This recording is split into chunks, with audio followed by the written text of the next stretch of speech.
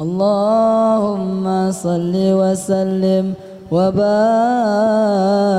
عليه وعلى آله صلى الله وسلم عليه. يا حبيب القلب يا خير البرايا يا لي جئت بالحق رسول الهدايا يا حبيب القلب يا خير البرايا يا لي جئت بالحق رسول الهدايا يا رسول الله يا حبيب الله يا رسول الله يا حبيب الله يا حبيب القلب يا خير البرايا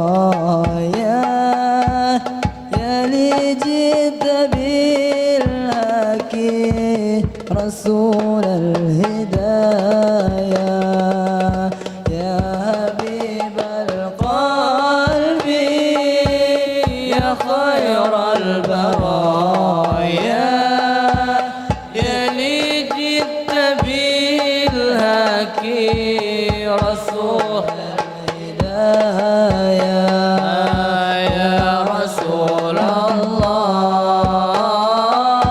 يا حبيب الله يا رسول الله يا حبيب الله يوم الولادة كالبداية هدايا كالبداية يوم الولادة كالبداية للهداية كالبداية للهداية كالبداية للهداية كالبداية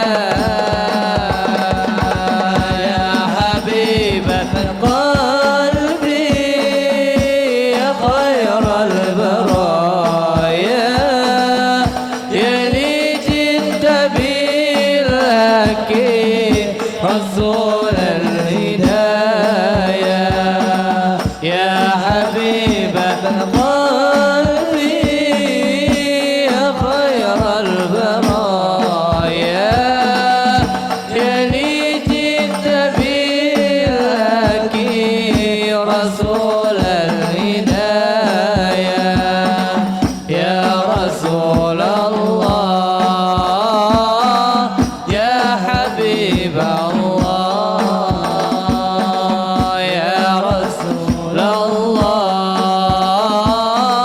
يا حبيب الله إن تجد يا طه بالنور الهدايا يا رسول الله يا رسول الله جئت بدين الله جئت والبرايا يا حبيب الله يا حبيب الله يا بشير الخير يا رسول الله يا دليل النور يا حبيب الله يا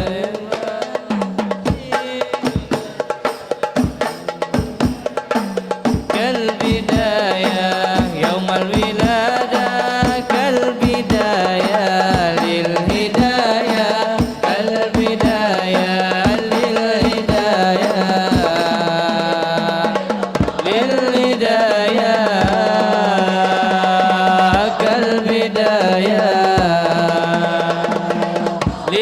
الهدايا يا حبيب قلبي يا خير البراء يا يلي جئت بالحق يا رسول الهدايا يا حبيب قلبي يا خير البراء يا يلي جئت بالحق رسول الهدايا يا رسول الله يا حبيب الله يا رسول الله يا حبيب الله. Harapan yang nyata, hidup bahagia, cinta yang utama di hati selamanya. Denganmu ya Rasul, rindu untuk bersama. Padamu ya Rabbi, terkabul semoga. Kau dapat hatiku Ya Rasulullah, bersinarlah cahayanya kekasih Allah. Kaulah pujaan hatiku ya Rasulullah, bersinarlah cahayanya kekasih Allah. Yaumal wiladah kal bidayah lil hidayah al-bidayah. Yaumal wiladah kal bidayah lil hidayah kal bidayah lil hidayah lil hidayah kal bidayah lil hidayah ya habib قلبي يا خير البراء يا يلي جئت بالحق رسول الهدايا يا حبيب قلبي يا خير البراء يا يلي جئت بالحق رسول الهدايا يا رسول الله يا حبيب الله يا رسول الله يا حبيب الله. يا محمد يا صديقا بالوادي يا أحمد يا مؤيد من الفرد الصمدي حبيبي يا محمد يا صديق بالوادي يا أحمد يا مؤيد يا حبيبي من الفرد الصمدي حبيبي يا محمد يا صديق بالوادي يا أحمد يا مؤيد يا حبيبي من الفرد الصمدي حبيبي يا محمد يا صديقا بالوادي يا أحمد يا مؤيد يا حبيبي من الفرد الصمدي. صادق مقالي يا ذا المقام العالي يا صادق المقال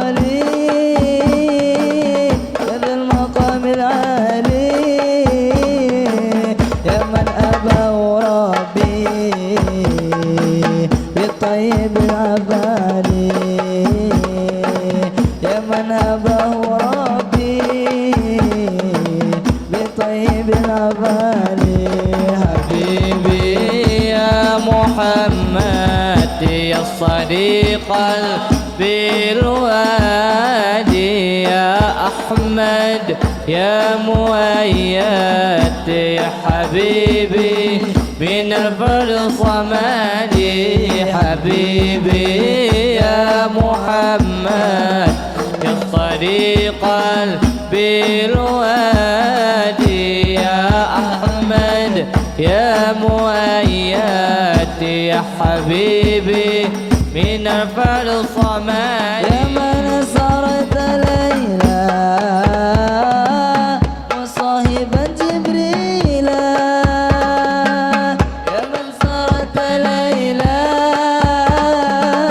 وصاحبا جبريلا بالمسجد الأقصى في تلك الليلة بالمسجد الأقصى في تلك الليلة حبيبي يا محمد يا صديق بالوادي يا أحمد يا مؤيد يا حبيبي من الصمد حبيبي يا محمد يا طريق بالوادي يا أحمد يا مؤيد يا حبيبي من الصمد يا من سرت ليلى وصاحبا جبريلا يا من سرت ليلى وصاحبا جبريلا بالمسجد الأقصى في تلك الليلة بالمسجد الأقصى في تلك الليلة حبيبي يا محمد يا صديق بالوادي يا أحمد يا مؤيد يا حبيبي من الصمد حبيبي يا محمد يا صديق بالوادي يا أحمد يا مؤيد يا حبيبي من الصمد اللهم صل وسلم وبارك عليه وعلى آله صلى الله وسلم عليه. الحمد لله رب العالمين الذي نستعينه ونستغفره ونعوذ بالله من شرور أنفسنا ومن سيئات أعمالنا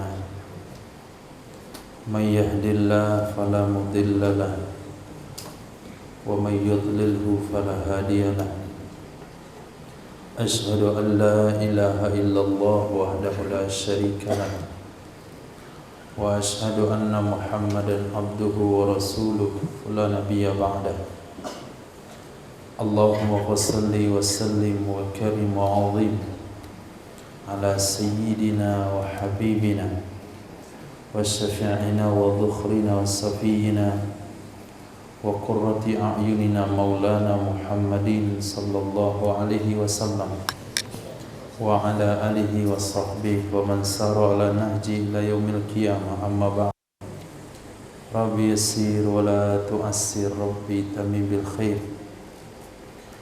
ربنا اشرح لنا صدورنا ويسر لنا أمورنا وأمور المسلمين واحلل عقدة من لساننا يفقهوا قولنا بسندنا المتصل إلى إمام الخاتمة الحفاظ الإمام جلال الدين السيوطي رحمه الله تعالى قدس الله سره وأدام النفع بعلومه وبركاته ونفعاته ومداته وكراماته في الدارين آمين. Hadis nomor 7596.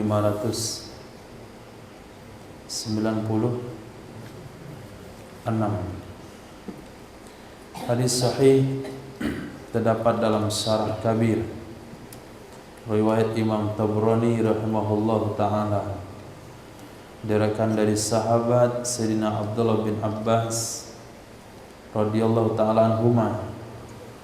Nabi sallallahu alaihi wasallam bersabda, laisa bimu'minin, tidaklah seseorang dengan orang beriman, tidaklah seseorang dianggap orang beriman, mustakmilil iman, yang sempurna imannya. Siapa tidak dianggap sempurna imannya? Man lam ya'uddal bala'a ni'matan, orang-orang yang tidak menganggap cobaan sebagai nikmat, warraha'a musibatan, dan kelapangan sebagai musibah. Nah, ini makom tasawuf sudah tinggi. Ini makam Sayyidina Umar bin Khattab radhiyallahu an. Ketika itu beliau menangis ketika harta rampasan menumpuk di gudang Nabawi. Harta rampasan perang menumpuk di Baitul Mal, Madinah Munawwarah. Ketika sudah ditaklukkan Romawi dan Persia, Sayyidina Umar bin Khattab radhiyallahu an menangis. Sahabat yang lain, tabi'in yang lain tercengang. Kenapa wahai Umar kamu menangis? Bukankah ini sebuah kemenangan?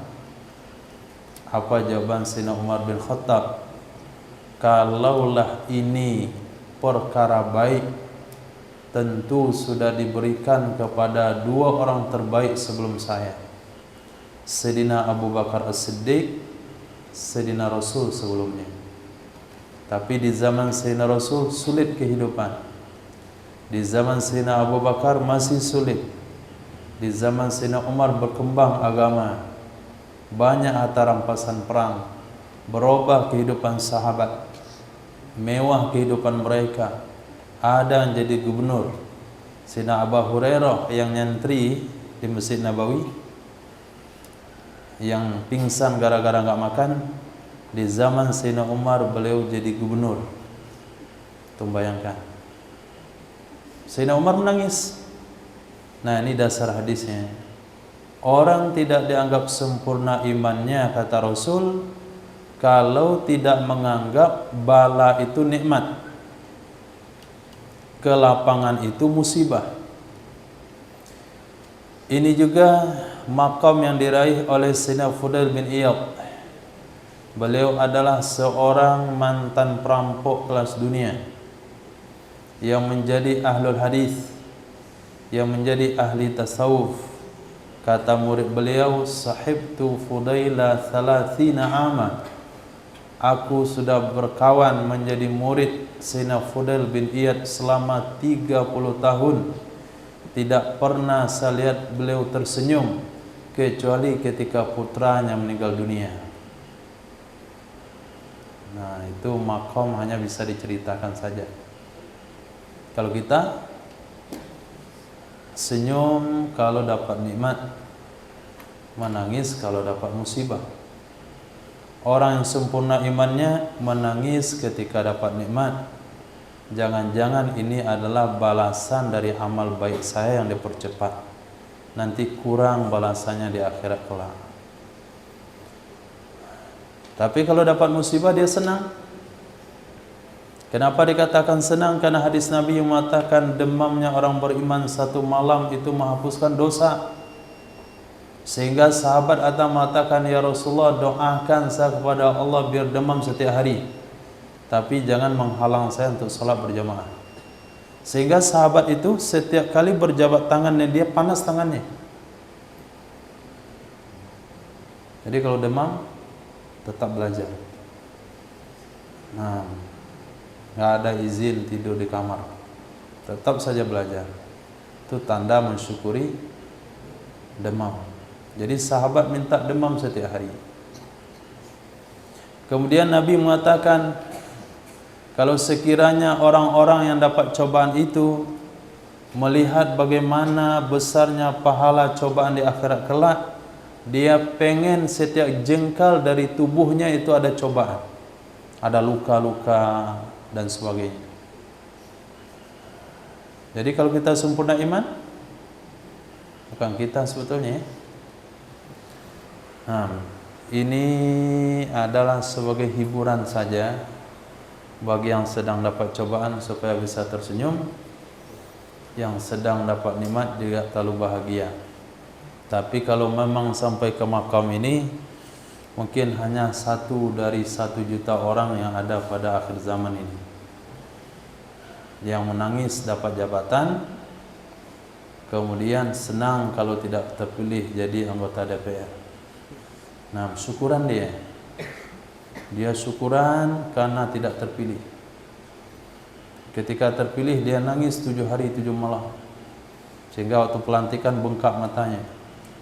Kenapa Bapak menangis, Pak? Saya sedih karena terpilih. 1 dari 1 juta orang. Yang ada adalah ketika tidak terpilih dia masuk rumah sakit jiwa.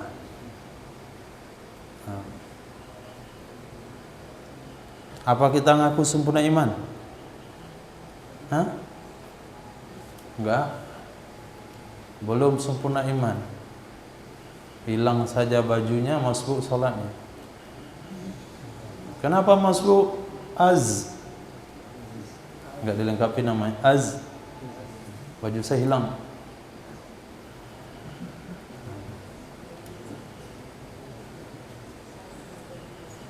Nah, hadis sahih. Nah, ini mungkin hari ini tidak menjadi sifat kita, tapi harus niat di dalam hati. Inilah tujuan yang harus kita capai. Bagaimananya kita mesti menyikapi musibah itu dengan senang hati, kemudian ujian kenikmatan dengan hati-hati. Nah, azan insyaallah.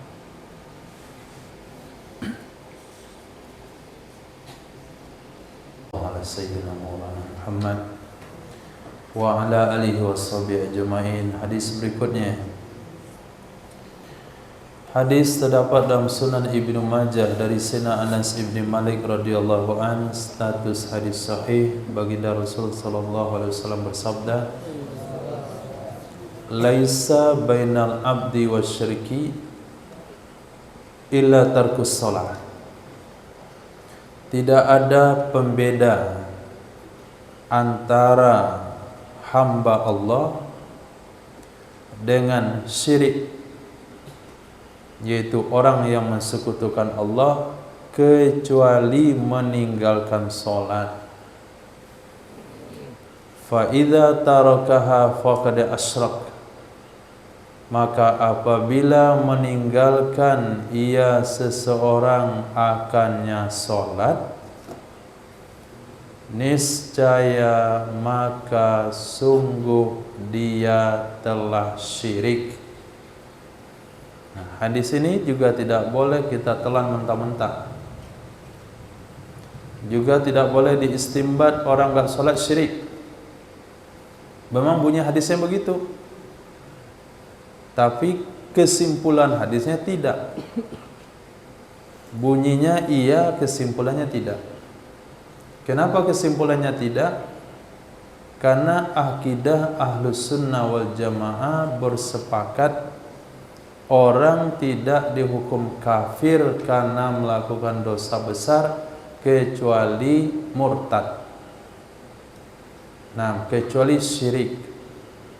Kalau perbuatan syirik dan murtad dia lakukan, memang dia sudah kafir. Tapi kalau orang enggak sholat tidak kafir. Ahli sunnah tidak menghukum orang tidak sholat itu kafir. Orang berzina kafir. Orang mencuri kafir. yang menghukum orang enggak salat kafir, pencuri kafir, pembunuh kafir adalah Khawarij. Nah, kaum Khawarij. Bukan akidah Ahlussunnah wal Jamaah. Kalau hadisnya jelas, tapi bukan satu-satunya hadis berbunyi begini. Ini hadis ditempatkan oleh ulama kepada ancaman meninggalkan sholat, bukan memponis orang enggak sholat kafir. Nah, ini adalah ancaman.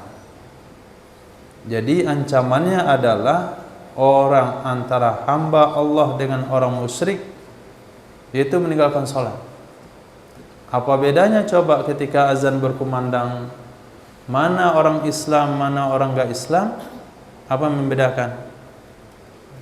Orang Islam pergi sholat, orang enggak Islam dia enggak sholat, dia masih jualan, dia masih main, dia masih bergurau, dia masih menyanyi, dia masih duduk. Tapi hamba Allah pasti pergi sholat. Jadi membedakannya adalah sholat sama enggak sholat. Berarti bisa kita pahami ini ketika di zaman Nabi atau ketika dulu masyarakat Islam kuat. Jadi yang membedakan antara orang hamba Allah dengan musyrik itu sholatnya. Kalau dia pergi ke masjid berarti muslim, kalau enggak pergi ke masjid berarti musyrik di saat itu. Sehingga untuk menunjukkan Islam pada saat itu mesti sholat. Sehingga orang munafik sholat 3 kali ke masjid, dia pengen menunjukkan dia muslim walaupun hatinya kafir. Nah, bisa kita pahami seperti itu di zaman Nabi, di zaman sahabat Khulafa'i Rasyidin. Tapi kalau hari ini tidak bisa. Antum pergi jalan ke masjid, azan berkumandang, lihat di kiri masih ada orang main takraw, itu orang musyrik. Lihat ke kanan masih ada orang jualan, itu orang musyrik. Terus jalan masih ada orang ke sawah, itu orang musyrik. Enggak bisa. Haram hukumnya menuduh orang itu musyrik. Nah, oleh sebab itu kita tidak punya kapasitas untuk memahami hukum dari hadis. Maka kita serahkan pada para ulama.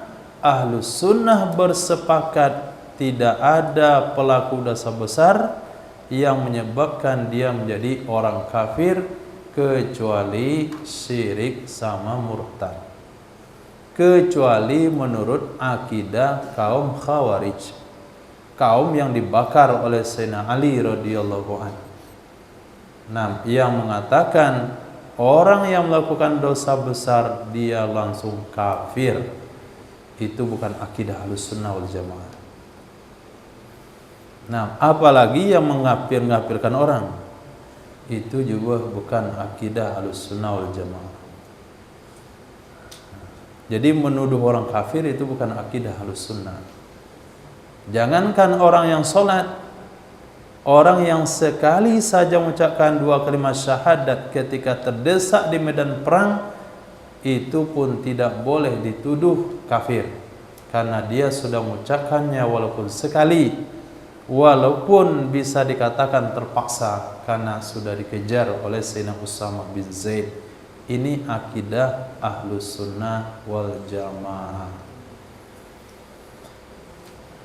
Hadis berikutnya, Nabi SAW bersabda, laisa bi raghbatun an akhi Musa arisun ka arisi Musa.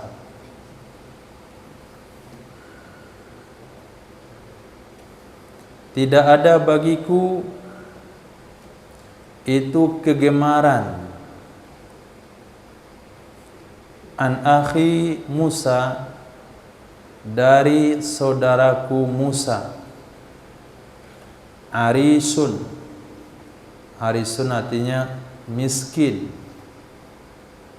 seperti miskinnya Nabi Musa. Jadi kata Nabi Muhammad, yang saya minati, yang sangat saya minati dari kehidupan Nabi Musa itu adalah miskinnya. Itu yang paling saya minati. Bukan kekuatannya. Kekuatan yang bisa sekali tampar orang bisa menyebabkan orang mati.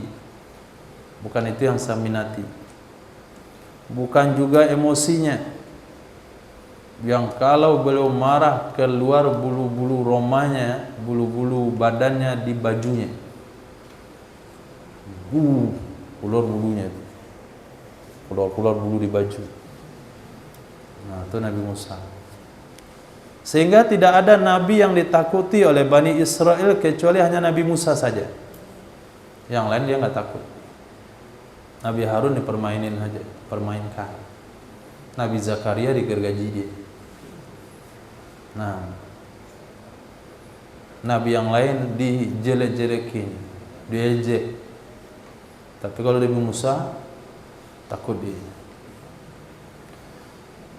Jadi bukan keberanian Nabi Musa yang diminati oleh Rasulullah pada diri Nabi Musa. Bukan kekuatan Nabi Musa, tapi miskinnya Nabi Musa yang diminati oleh Nabi pada diri Nabi Musa alaihissalam. Nah, sehingga doa Nabi, Allahumma ahyini miskinan wa amitni miskinan wahsyurni ma'az zumara'il masakin. Ini doa khusus untuk Rasulullah. Nah, kalau mau baca sendiri. Tidak dianjurkan dibaca ketika jadi imam. Nah, takut nanti semua jamaah tidak setuju.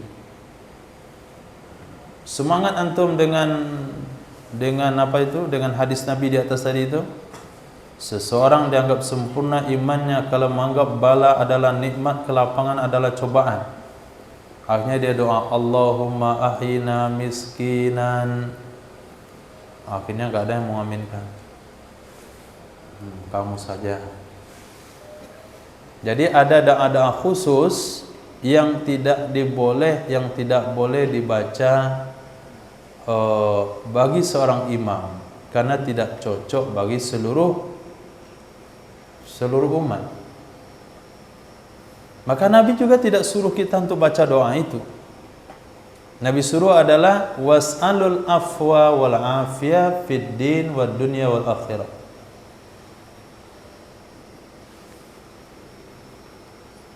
Tangan diturunkan. Jangan menunjukkan malas, tangan di dagu.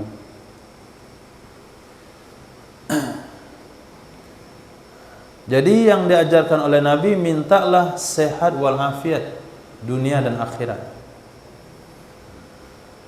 Jadi diukur-ukur kemampuan, jangan sampai terlalu bersemangat. Akhirnya seluruh doa Nabi dibaca, takut nanti kita tidak bisa bersabar. Nah, laisa syai'un athqala fil mizan. Tidak ada sesuatu yang paling berat dalam timbangan amal dari akhlak yang baik. Hadis riwayat Imam Ahmad bin Hanbal. Dari Sayyidina Abu Darda radhiyallahu an, laisa syai'un, tidak ada sesuatu asqala fil mizan, yang lebih berat dalam timbangan amal dari akhlak yang baik. Kenapa? Karena akhlak yang baik akan menjaga amal yang ada. Tapi kalau akhlaknya tidak baik, amal yang ada bisa hilang. Suatu ketika baginda Rasul bertanya kepada sahabat, atadruna manil muflis? Tahukah kalian siapa orang bangkrut? Kata sahabat, al-muflisu finna man laisa lahu dirhamun wala mata'. Yang bangkrut di antara menurut kami wahai Rasul, orang yang tidak punya uang dan tidak punya barang-barang. Kata Nabi SAW, bukan. Orang bangkrut adalah man atal akhirah, orang yang datang ke akhirat dengan amalan seperti gunung.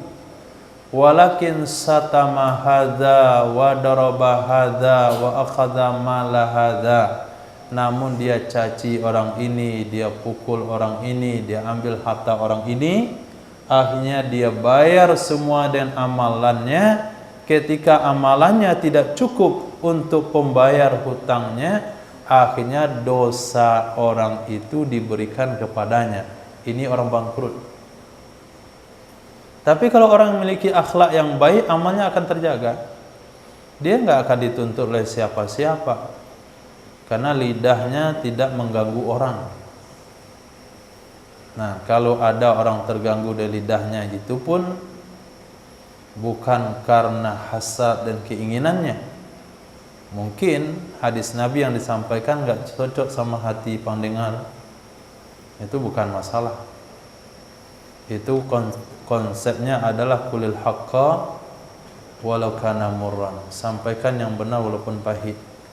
Tapi secara individu pergaulan, daripada mesti membalas omongan orang lain walaupun dia tersinggung, dia tersakiti, kalau dibalas pun wajar untuk dibalas, tapi mendingan gak usah. Nah, akhlak yang baik. Sehingga Nabi memberikan jaminan kepada satu sahabat, dikatakan nanti akan masuk lewat pintu itu tuh ahli surga. Mana? Nah, lewat pintu itu ada ahli surga. Masuk satu orang sahabat, sederhana hidupnya, nenteng sendal sendiri. Hari besok masuk juga, hari ketiga Nabi katakan orang yang sama diselidiki oleh Sayyidina Abdullah bin Umar. Amalannya apa? Memaafkan semua kesalahan saudaranya. Atas dasar apa dia punya sifat pemaaf? Karena akhlaknya baik. Nah, sehingga Nabi SAW juga bersabda, wali abdal itu dia jadi wali bukan karena banyak sholat, bukan karena banyak sedekah, tapi dia jadi wali abdal karena salamatis sadar, dadanya selamat. Nah, dalam dadanya itu bersih. Nah, kalau tersinggung sedikit dia nggak peduli. Nah, nggak ada masalah tersinggung sedikit. Pokoknya ya seperti Sayyidina Uwais Al-Qarni. Nah, hari ini itu orang-orang yang kita anggap mungkin dijadikan bahan gurauan, dia senyum aja dia. Hatinya tersinggung, dia santai saja, nggak nampak di mukanya tersinggung. Nah, itu ciri-ciri wali abdah. Nah, kalau dia mati pasti ada penggantinya lagi. Berarti orang kayak itu nggak banyak, cuman 40 orang saja satu zaman. Siapa kira-kira?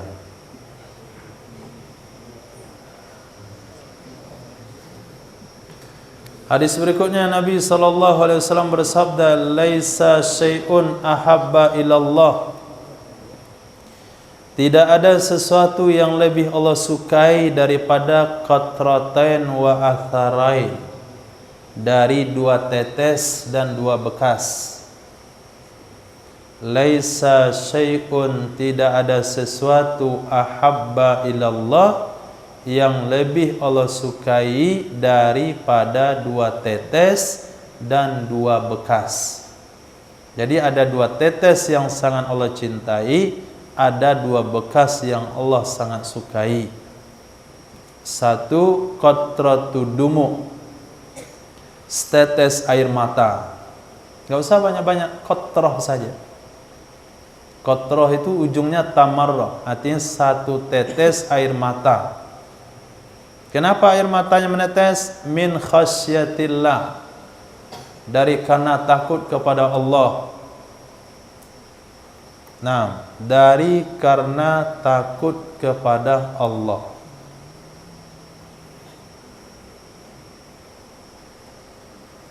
dari karena takut kepada Allah, bukan karena terharu, bukan karena gembira, bukan karena sedih.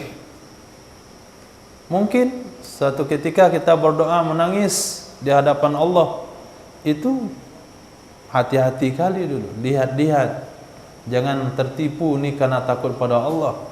Sebetulnya karena terlalu sedih ditinggalkan kawan. Nah, karena terlalu sedih dikucilkan kawan lalu nangis, ya Allah, itu katakan itu takut pada Allah, itu belum tentu.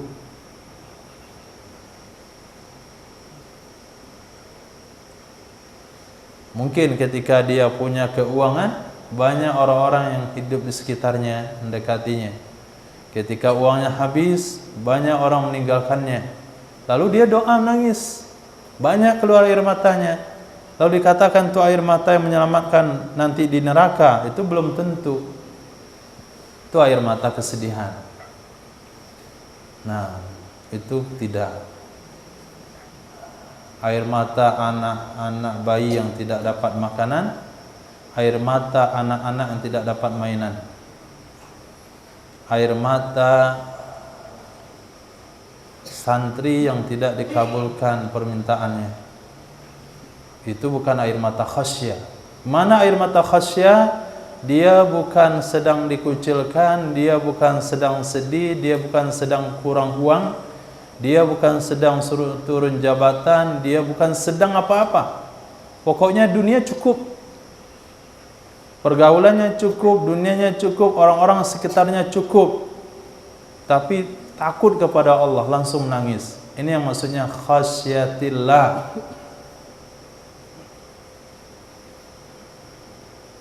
Nggak lancar sahabat menangis, itu khasyatillah? Belum tentu.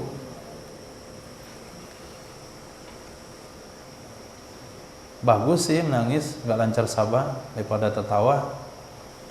Tawa kan anak kurang ajar.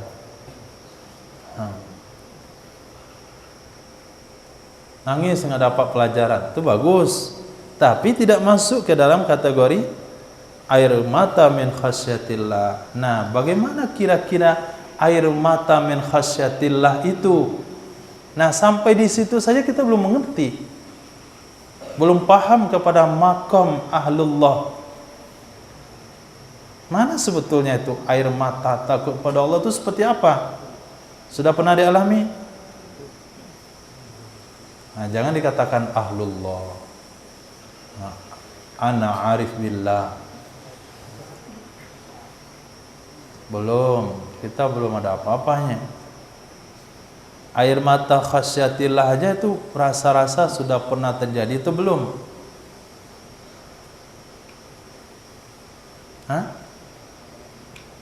Menangis nggak punya uang, itu air mata kesedihan. Menangis usahanya bangkrut, air mata kesedihan. Minjam uang ke kawan nggak dapat, lalu sedih nangis kepada Allah, ya Allah, itu air mata kesedihan. Nah, air mata min khasyatillah, belum paham kan? Nah, berarti makom kita tuh masih jauh. Yang kedua, qatratu damin. Nah, ini jelas, mudah dipahami, ini sulit untuk dilakukan. Yang tadi mudah dilakukan, nggak pakai modal, tapi sulit dipahami.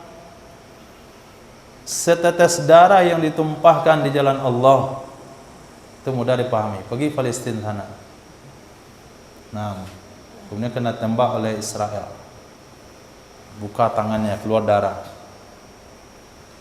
Mudah untuk dipahami, tapi sulit untuk dilakukan.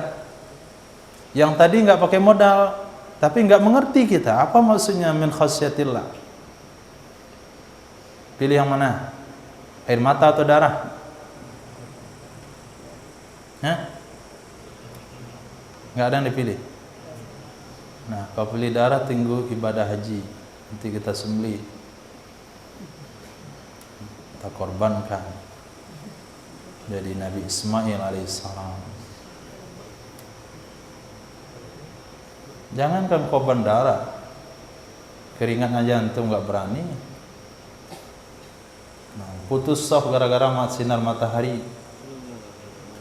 Pilih ke pinggir-pinggir situ biar nggak kena sinar matahari. Itu keringat saja nggak berani berikan untuk Allah. Cari yang mana ada kipas, baru sholat di situ. Yang nggak ada kipasnya walaupun saf depan ditinggalkan.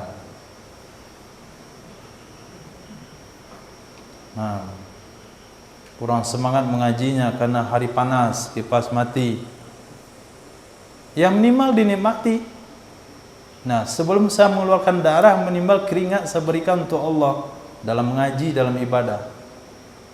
Apa reaksi kita kalau panas sedang sholat? Ingat sholat atau ingat panas? Nah, jangan bilang saya berkorban untuk agama Allah. Saya siap memperjuangkan dengan darah. Ngomong kosong, keringat aja belum bisa. Nah, bagaimana kita bisa menikmati kira-kira sholat itu dengan keringat Allah? Ya Allah, mungkin darah belum bisa saya korbankan, tapi keringat sudah mulai saya korbankan. Saya berpanas-panas ini sholat. Seperti ungkapan Sayyidina Ali radhiyallahu an, yang paling saya sukai itu adalah berpuasa di hari terik yang panas. Jadi intinya jangan cari kemudahan dalam beramal. Jangan pula cari kesulitan. Tapi jangan lari dari amal karena kesulitan. Itu minimal awal pengorbanan. Ketika seseorang meninggalkan amal karena kesulitan, dia tidak akan pernah naik kepada maqam mujahadah. Kenapa enggak belajar? Mati lampu. Ya mati lampu tetap belajar. Nggak ada bahasa libur gara-gara mati lampu. Belajar juga. Kipas mati, belajar juga. Nikmati saja. Ini baru panas sedikit, sibuk cari kertas, berkipas. Nah, kira-kira orang seperti itu bisa dia korbankan darahnya untuk fisabilillah? Hah? Nggak semangat sabaknya, sabekinya karena sarapannya kurang enak. Nggak ada setoran sabak karena nggak ada uang jajan. Itu kalau orang-orang seperti itu bukan pejuang. Itu orang-orang yang mencari kenikmatan di dalam beragama. Sebetulnya sebahagian perasaan hati kita mungkin kita betah dalam beragama, mungkin ada kenikmatan di dalamnya. Ini yang perlu kita jaga. Jangan-jangan nih ya, dipikir-pikir dulu baik-baik. Pikir baik-baik. Jangan-jangan kita betah dalam satu amal agama karena ada kenikmatan di dalamnya. Bukan karena Allahnya, tapi karena nikmatnya. Itu sedikit daripada tipu daya syaitan. Kenapa rajin puasa Senin Kamis? Nah, kalau puasa Senin Kamis dapat buka gratis, perbukaan gratis. Bisa makan buka di tempat itu. Maka saya puasa Senin Kamis karena bukanya enak di Masjid Anu. Kalau kita nggak puasa, kita nggak dikasih makan. Kalau puasa dikasih makan, berarti kita beribadah karena mendapatkan kenikmatan dalam ibadah tersebut. Sama dengan antum. Misal kami mau qurut 40 hari. Nah, apa maksudnya kira-kira?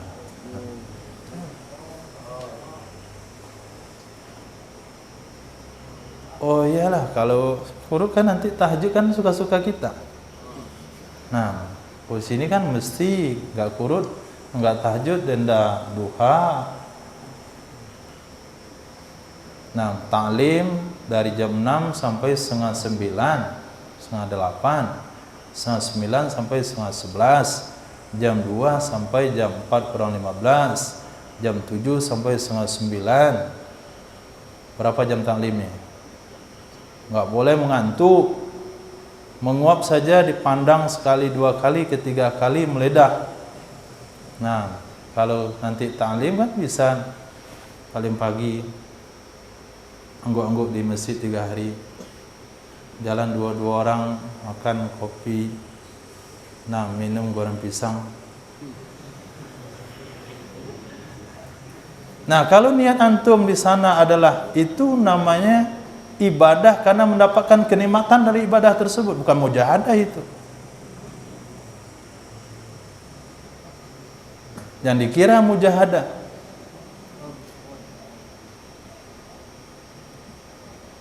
Jadi kita harus memperhatikan hati kita, betahnya kita suatu ibadah itu karena apa?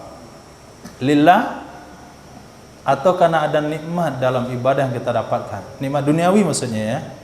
Nikmat ukhrawi itu beda lagi. Memang ibadah itu ada nikmat ukhrawinya. Karena Nabi bersabda, iman itu ada rasanya, itu manis. Salasun man wajada fihinna, salasun man kunna fi wajada bihinna halawatal iman. 3 hal kalau ada pada dirinya dia akan dapat manis iman. Itu nikmat ibadah, beda lagi. Kayak bisa dipahami. Jadi jangan sampai kita tertipu karena syaitan, betah di suatu ibadah karena kita mendapatkan keuntungan duniawi dari ibadah tersebut. Nah, lumayanlah refreshing kepala dikit pada moment belajar fikih melulu. Mending kita bentuk jamaah 20 hari dari tafakur 1. Ini bayan hidayah nih, dimulai-mulai dulu untuk membetulkan niat. Dan sampai salah niat. Nah, belajar begitu juga. Nah, belajar agama, lalu belajar dan belajar lagi, mau jadi penceramah kondang. Udah hitung-hitung dia itu sekian sehari, kuliah subuh, kuliah zuhur, kuliah asar, kuliah maghrib, kuliah isya, 5 kali sehari semalam, kali 300.000, 1,5 juta, kali sebulan 15 juta. Oh, tinggi pada gaji pegawai.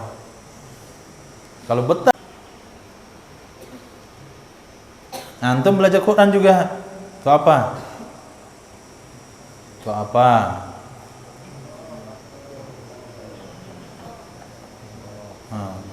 Kedokteran, tentara gratis. Itu pertama sekali diseret ke neraka. Khair. Amal atharan, adapun 2 bekas yang dicintai oleh Allah adalah atharun fi sabilillah, bekas di jalan Allah, yaitu bekas di perang, bekas mempertahankan iman, seperti bekas yang ada di punggung sahabat Sayyidina Khabbab bin Arad. Sayyidina Umar bin Khattab radhiyallahu ta'ala anhu katakan, tidak pernah saya lihat punggung sejelek punggung ini. Sayyidina Khabbab bin Arad. Bekas yang ada di bagian depan Sayyidina Khalid bin Walid, bekas luka di medan perang. Itu yang paling Allah sukai. Oh, ada bekas di tinjunya karena latihan bengkak sini. Itu bekas yang tidak disukai oleh Allah. Main bola, tersandung batu, luka di sini, berbekas. Itu juga bekas yang tidak disukai oleh Allah. Apalagi bekas karena lari gara-gara mencuri barang orang.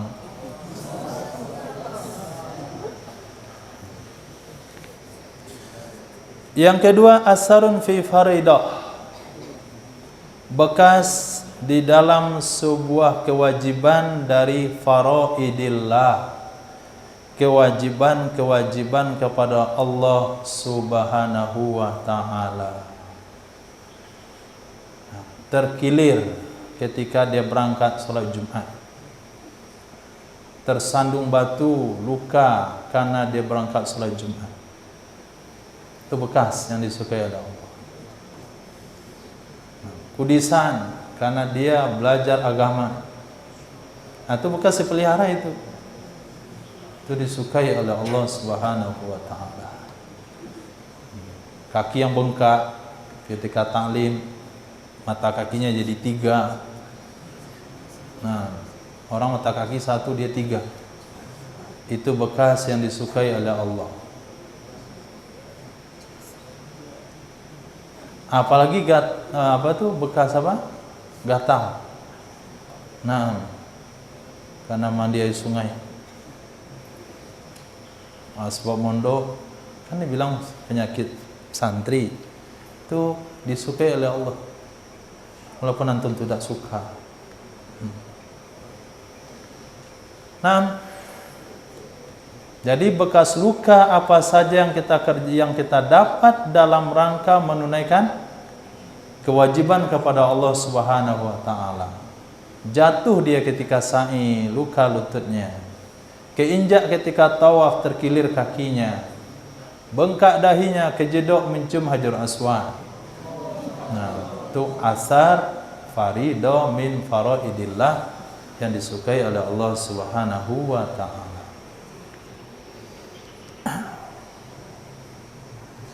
Laisa syai'un,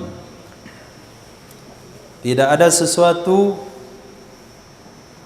uti Allahu fihi, yang ditaati akan Allah Subhanahu wa ta'ala padanya sesuatu,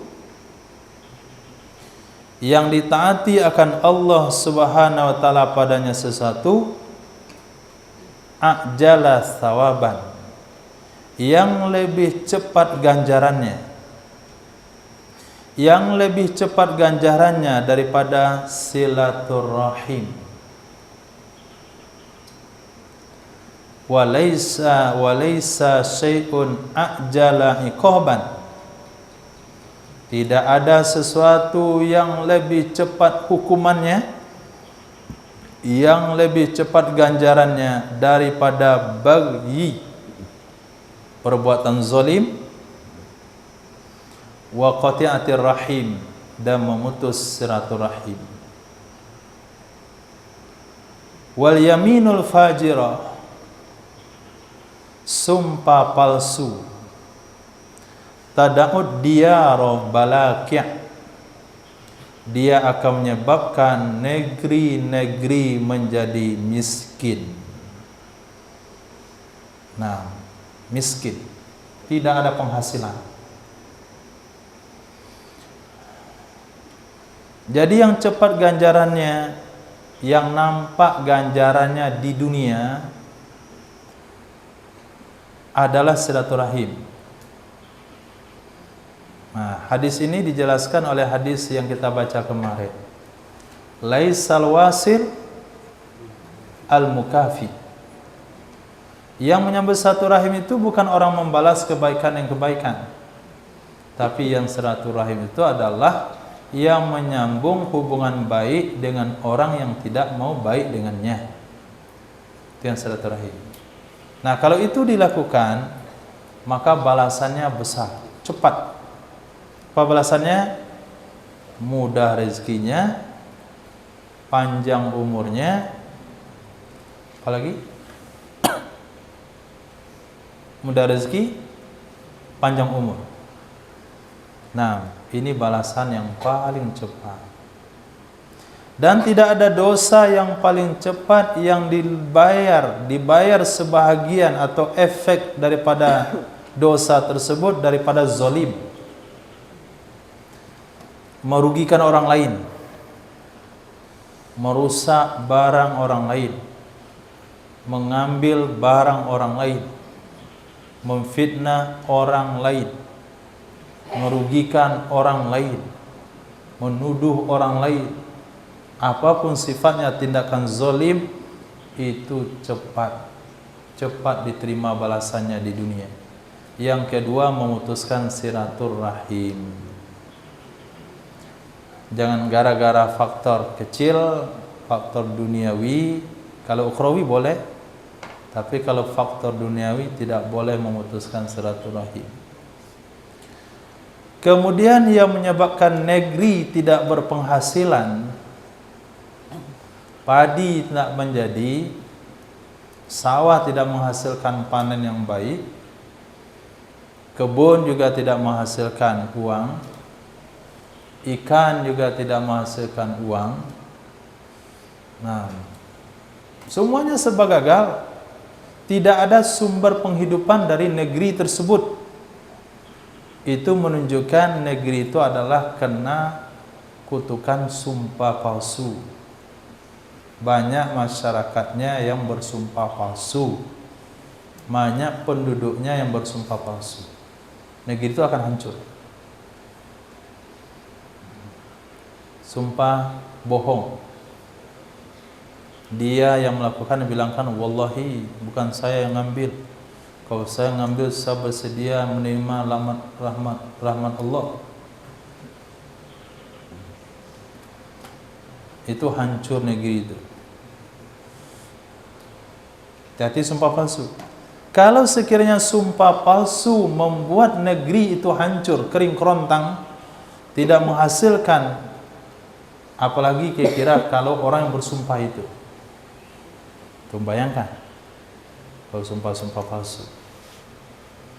Nah, jangan menyesal nanti.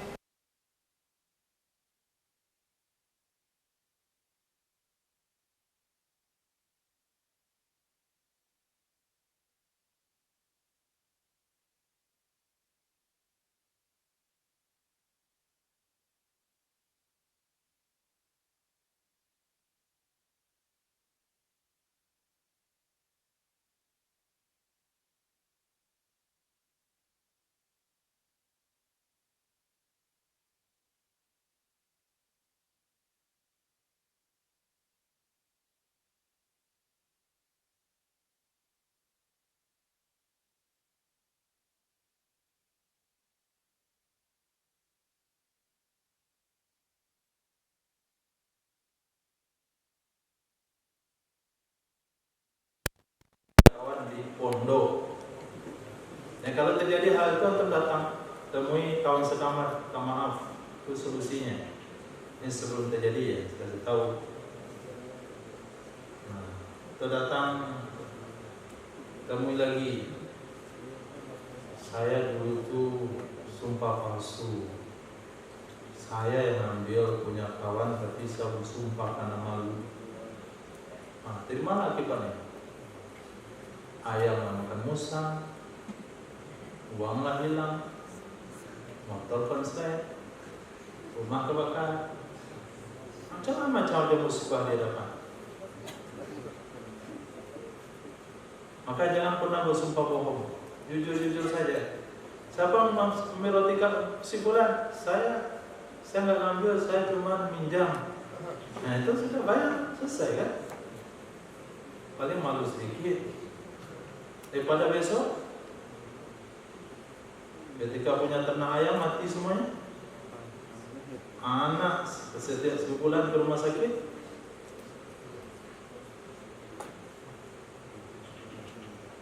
Paham efek sumpah palsu? Nah, catat hadisnya yang baik-baik. Jangankan orang yang bersumpah palsu, kalau ada satu negeri di sana ada orang bersumpah palsu, negerinya tidak akan ada penghasilan.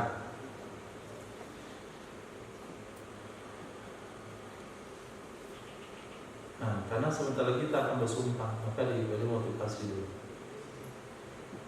Nah, maka bagus, tentu bagus.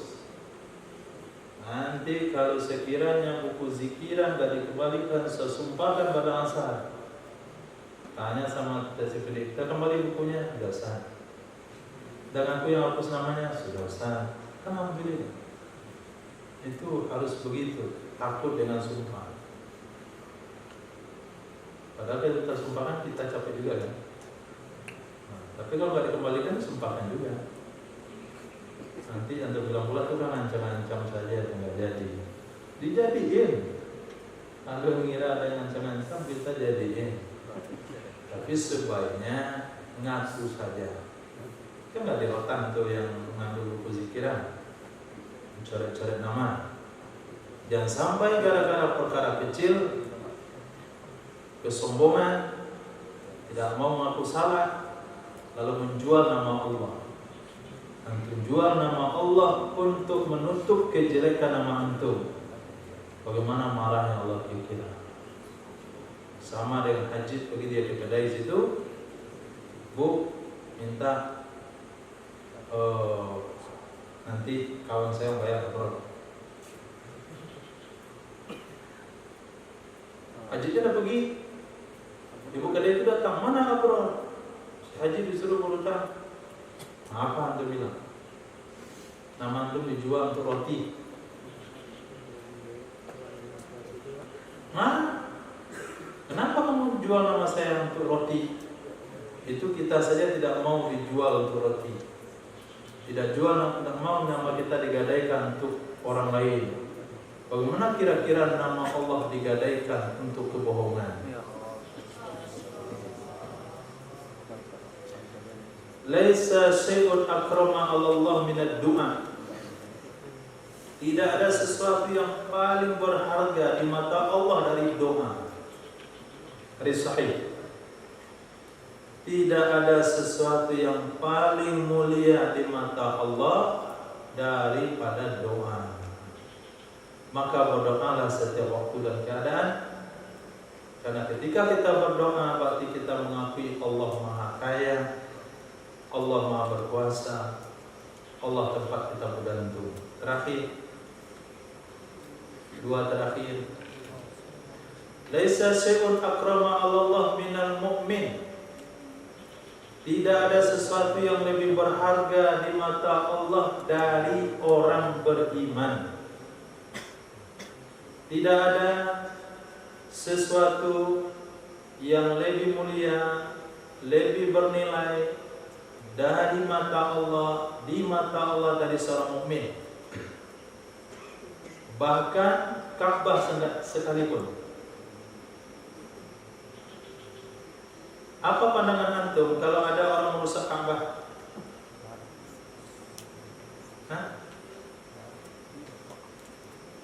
Ketemu ada itu seorang non-muslim menyamar pergi haji, pergi umrah, kemudian dekat-dekat di Ka'bah lalu dikencing Ka'bah.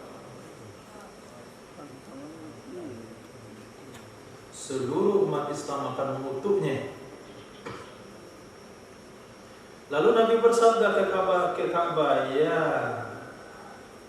apa kata Nabi? Ma atyabuki ma akramuki, alangkah mulianya engkau wahai Ka'bah, alangkah terhormatnya engkau wahai Ka'bah, walakin nafsul mu'min akramu minki, tapi jiwa seorang mukmin lebih mulia dari kamu.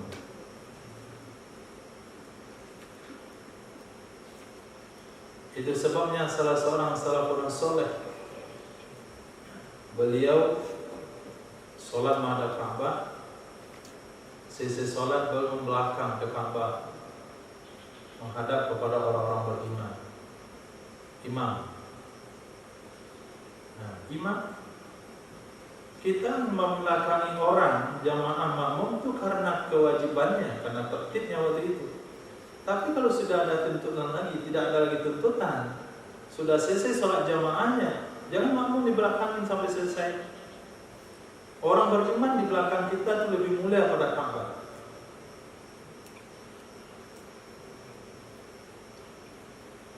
Sehingga ada salah seorang santri pamit sama gurunya, dia belajar di Mesir atau di Madinah. Dikatakan, wahai tuan guru, saya mau pergi belajar lagi ke Makkah. Pesan gurunya, kalau sampai satu tempat melihat sesuatu yang berbeda dari kebiasaan yang kamu lihat selama ini, jangan cepat memvonisnya sebelum menanyakannya. Oke, itu wasiat gurunya. Pergi dia, sholat dia dekat Ka'bah. Di depan dia ada orang tua. Karena orang tua ini melihat di belakangnya ada seorang mukmin, orang tua ini membelakang ke Ka'bah, menghadap ke dia. Karena tidak sedang sholat, hanya zikir saja. Apa kata pemuda ini dalam hatinya? Ini orang tua nggak tahu adab. Nah, maka usah duduk di masjid membelakangi Ka'bah. Akhirnya orang tua itu katakan, anak muda, baru sampai di sini sudah lupa pesan gurumu. Kaget ternyata nih wali, tahu dia isi hati saya. Apa pesan guru kamu? Jangan cepat-cepat memvonis. Bukankah kamu tidak dengar hadis Nabi mengatakan, wahai Ka'bah, alangkah mulianya kamu, tapi jiwa orang beriman lebih mulia dari kamu. Karena orang beriman lebih mulia dari Ka'bah, maka saya menghadap kamu belakangi Ka'bah. Ini enggak, dari awal sholat sampai doa dia enggak pernah lihat makmum. Bahkan membetulkan sok pun enggak pakai lihat makmum. Sok dulu serapat ke punggung aja ke belakang. Sholat juga belakangi makmum, itu memang tertibnya. Ketika selesai sholat juga tetap belakangi makmum. Doa belakangi makmum. Selesai dia sholat langsung masuk kamar, enggak pernah lihat jamaah. Nah, itu kalau ada imam tempat antum kayak itu pecat. Berarti tidak bahagia orang beriman. Berarti orang beriman itu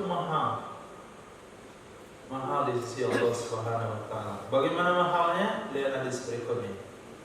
Laisa syai'un khairan min alfi misli illa al-insan.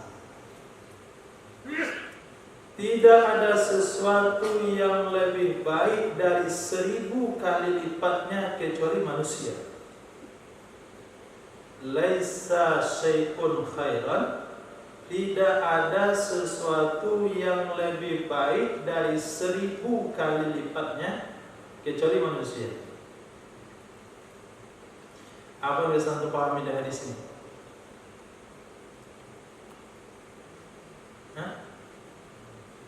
Katakan mik. Ada mik lagi satu, lebih canggih lagi. Nah, mik yang lebih canggih ini tidak punya kualitas 1000 kali lebih ini. Paling 2 kali ini kualitasnya. Diciptakan lagi, ditemukan lagi mik model baru. Paling ini kualitasnya 2 kali lipat yang ini. Tidak akan pernah 1000 kali lipat yang ini. Yang akan pernah. Ini ada 1 ekor sapi, paling besar sekali. Kemudian sapi kecil sekali. Bisakah dikatakan sapi yang paling besar ini 1000 kali lebih baik pada sapi kecil? Paling 5 kali lipat harganya, 6 kali lipat, 10 kali lipat, 20 kali lipat, 100 kali lipat. Tapi tidak pernah 1000 kali lipat. Nah, hanya ada satu yang dia bisa 1000 kali lipat yang selevel. Siapa? Manusia. Artinya apa? Artinya manusia bisa mengasah kemampuan dirinya 2 kali lipat, kawannya 3 kali lipat, 100 kali lipat, 200 kali lipat, 500 kali lipat, 1000 kali lipat. Sehingga ada bahasa kata ulama, wahidul ulama ka'alf. Satu ulama zaman dulu itu sama dengan 1000 ulama zaman sekarang. Tapi 1000 kita pada hari ini sama kaluf, cuman sama seperti saja. Ini kalau sempat Sayyidina Abu Bakar As-Siddiq hidup di zaman kita sekarang ini seluruh dunianya akan damai. Dengan amalannya, dengan zikirnya, dengan khasyahnya, dengan takwanya kepada Allah. Jadi beliau bisa mengungguli 1000 kali lipat manusia. Tapi pandai-pandainya antum melatih burung manjat kelapa, itu tidak akan pernah burung ini bernilai 1000 kali lipat lebih baik pada burung-burung lain. nggak akan pernah. Sepandai-pandai antum melatih anjing untuk berburu, tidak akan pernah anjing itu 1000 kali lipat kawannya. Tapi manusia, potensi manusia bisa dia asah 1000 kali lebih unggul daripada kawannya. Paham? Nah, di mana mengawali potensi? Di mana kita harus mengawali potensi?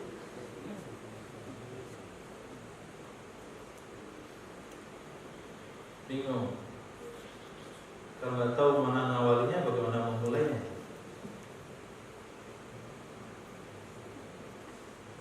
Apri, di mana mengawali potensi?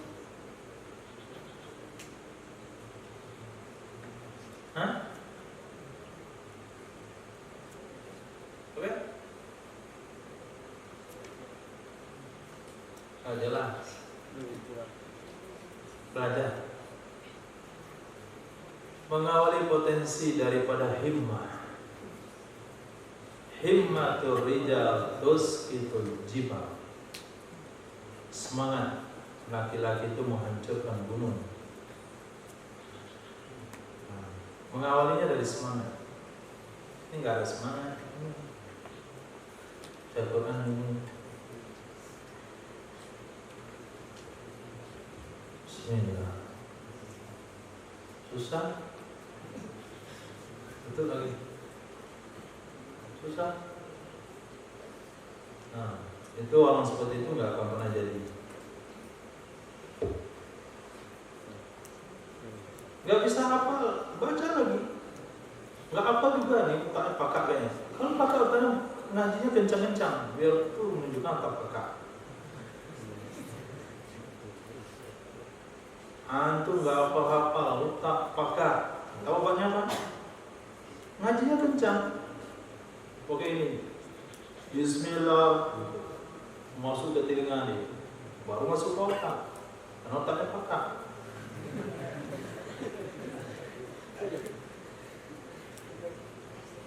Semakin susah ngaji itu, baca lagi, berteriak lagi, kencang-kencang. Ini ngaji gini. Ya kawan. Kawan lihat kamu ngaji aja kan, dia memperhatikan kawan itu aja. Nah, lihat yang semangat ngaji itu kan nggak ada waktu kosong. Masuk kelas, taruh meja, ambil Quran, nggak lihat lagi kiri kanan, sibuk dia. Nah, yang kita lihat kiri, lihat kanan, lihat kiri, lihat kanan. Orang sabar, dia nggak sabar. Orang wisuda, dia kabur. Nah, jadi di mana dimulai? Di mana dimulai biar menjadi 1000 kali lipat daripada orang lain? Semangat. Nah, antum tulis cita-cita antum di kertas. Tahun ini kubro, tahun depan khidmat, tahun berikutnya alim 15 tahun, tahun berikutnya kawin, tahun berikutnya buat pondok, tahun berikutnya jadi ahli sufi, usia 50 tahun sudah zikir, jadi ahli zikir, usia 60 tahun itu nggak tidur lagi malam, usia 65 tahun khatam Quran tiap hari, usia 70 tahun mau mati sedang sholat. Nah, itu namanya himmah. Ini sebentar lagi liburan, pinjam handphone emak, main game tiap hari, cari kawan lama. Nah, nggak ikut tarawih rencana. Ya, di sana awalnya kegagalan dia, semangatnya yang sudah rusak. Nah, tabung, punya tabungan. Untuk beli apa? Beli handphone untuk liburan. Itu. Nah, di mana rusaknya dia? Dari semangatnya itu merusak dari awal. Di mana dia berhasil semangatnya bagus dari awal. Ada juga merencanakan, ya Allah, sebentar lagi liburan saya bisa makan banyak-banyak. Ada juga.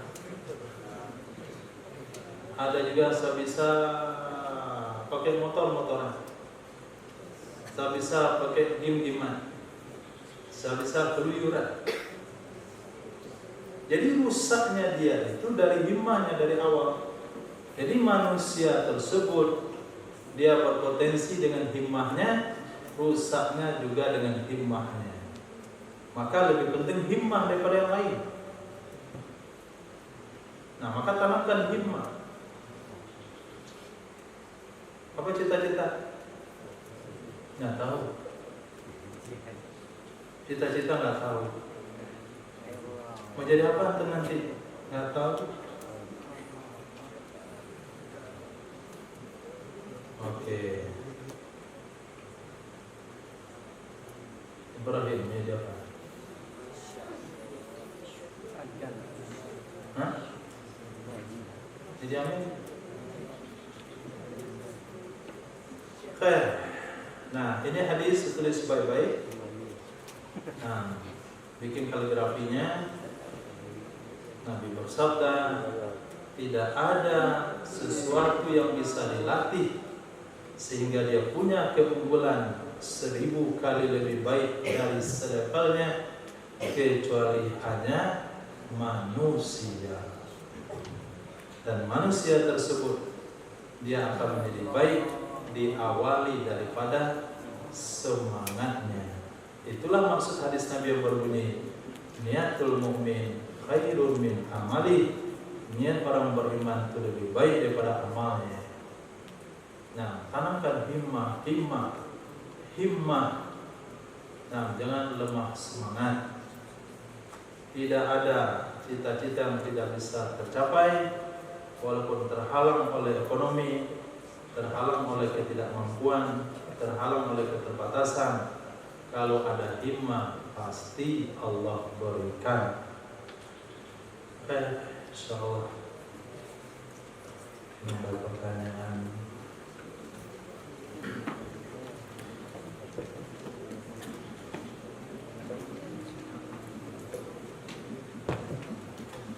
Assalamualaikum Ustaz. Izin tanya mengenai surat At-Taubah ayat 2 Ustaz. Yang kurang artinya di sana disebutkan kayak orang musyrik berdoa di dalam Allah SWT. Kenapa orang musyrik kemudian menjadi imam Ustaz?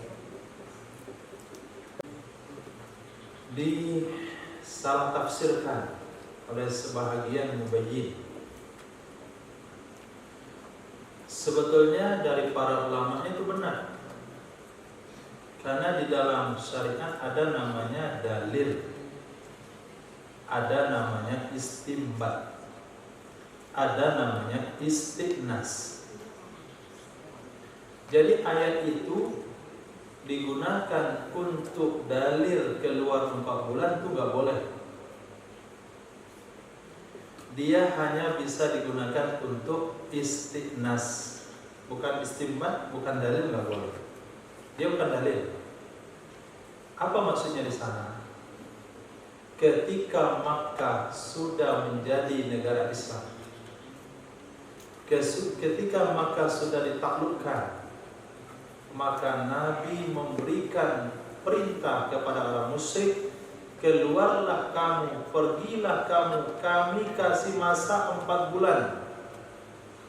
Mau bergabung ke Romawi boleh, mau ke Persia boleh, mau ke Cina boleh, mau pergi ke Jepang boleh, gak akan kami kejar kamu.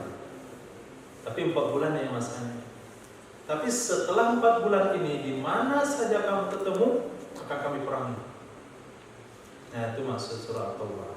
Sehingga surah At-Taubah itu tegas, isinya ayat perang, sehingga tidak dibaca Bismillahirrahmanirrahim, karena di ayat tersebut, di surah tersebut tidak terlintas secara zahir Rahman dan Rahim Allah, karena dia apa saja, membantai saja. Nah, dan itu turunnya setelah Nabi hijrah. setelah disampaikan agama 13 tahun di Makkah, setelah disempurnakan beberapa tahun di Madinah, sudah jelas agama Islam itu seperti terang disinari matahari, tapi orang itu nggak terima. Kemudian Makkah ditaklukkan, maka diberi masalah. Orang-orang yang janji damai dengan orang Islam, kalau masih ada perjanjiannya dipenuhi sampai masanya. Ada suku yang damai sampai setahun lagi, oke, kita penuhi setahun lagi. Tapi nggak boleh diperpanjang. Kalau ada negara kafir yang berdamai tinggal masa damainya 2 bulan lagi, kita sempurnakan 2 bulan itu. Tapi setelah sempurna masa damai, atau negeri yang tidak ada janjian perdamaian, dikasih mereka 4 bulan untuk berpikir apakah mau masuk Islam, asli Islam, atau mau bayar pajak, atau mau bergabung kemana saja kalian cari untuk tempat berlindung, mau bergabung melawan Islam. 4 bulan kami tidak akan buntuti kalian. Itulah makna firman Allah kepada orang-orang musyrik untuk menyelamatkan diri. Tapi setelah 4 bulan ini, kalau kami ketemu di mana-mana saja, kami akan perangi kalian, jangan salahkan kami. Jadi ayat itu dijadikan oleh ulama untuk istighnas. Sebetulnya nggak cocok juga untuk istighnas. Nah, kenapa orang musyrik disuruh? Oh, itu maknanya 4 bulan itu adalah untuk mengeluarkan kesyirikan dalam hati kita. Itu kalau didengar oleh ahli tafsir, kita dituduh itu mengada-ngada dalam penafsiran Al-Quran. Kalau tausiah atau bayan seperti itu disampaikan, didengar oleh para ulama, dikatakan itu kamu berbohong di dalam mengambil ayat. Nah, sama dengan Wahabi mengutip ayat kafir kepada kita, kepada orang-orang awam. Kenapa kalian menuju hari yang 40 hari? Kenapa kalian zikir lepas sholat? Model ini orang tua-tua kami dulu. Itu jawabannya kan? Nah, ayat yang dikutuk oleh Wahabi untuk menyerang orang Islam ini, itu ayatnya orang kafir. Ma wajadna alaihi aba'ana. Beginilah yang kami temukan nenek moyang kami. Itu pertanyaan jawaban mereka, kenapa kalian menyembah berhala? Begini kami temukan nenek moyang kami.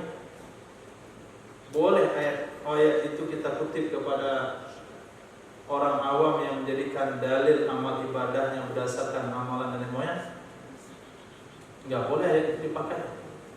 Itu ayat untuk orang kafir, dia gunakan menyerang orang Islam yang tidak tahu dalil beragama, yang dia tahu cuma ajaran orang-orang tuanya.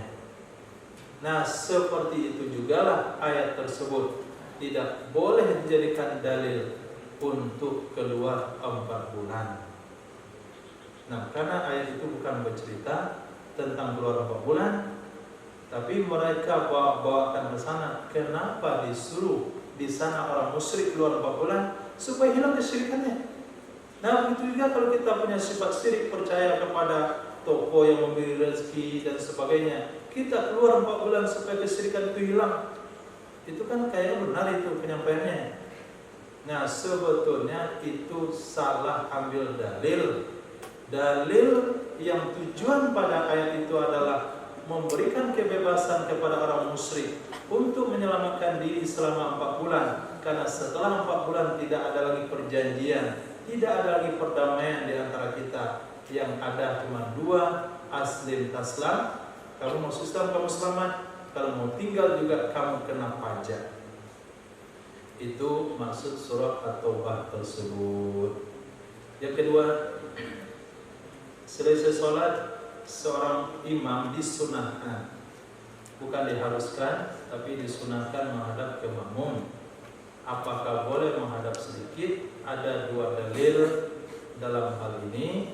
Satu riwayat Nabi menghadap ke sahabat full, itu 180%, 180 derajat. Ada juga 90 derajat. yaitu menjadikan bahu kanannya ke makmum. Ini mazhab Imam Syafi'i. Mazhab Abu Hanifah memposisikan bahu kirinya ke makmum. Ini membedakan mazhab. Jadi kalau ada imam, selesai sholat dia miringnya begini, kanannya ke makmum, ini Syafi'i. Tapi kalau Hanafi enggak begini. Nah, kirinya ke makmum, itu Hanafi. Kalau ada Hanafi yang mutar ke kanan, putar dia. Kamu salah mazhab. Nah, mazhab kamu kirinya ke makmum. Itu khilafiyah antara ulama Syafi'iyah dan Hanafi. Dan ada juga hadis mengatakan, falamma sarafa Rasulullah sallallahu alaihi wasallam aqbala alaina, ketika Nabi selesai sholat, Nabi menghadap kepada kami. Jadi kedua-duanya boleh. Kalau ketika kita agak rasa segan menghadap ke makmum, minimal bahu kita yang kita arahkan ke makmum. Tapi jangan sampai punggung kita ke makmum. Punggung kita ke makmum hanya selama diperintahkan saja. Wallahu a'lam bishawab. Ilaihi marji'i wal ma'ad. Maaf kalau ada salah dan gagal. Subhanallah wa bihamdihi, subhanallahumma bihamdika, asyhadu an la ilaha illa anta, astaghfiruka wa atubu ilaik. Subhanaka rabbil izzati amma yasifun wa salamun alal mursalin. Alhamdulillahi rabbil alamin.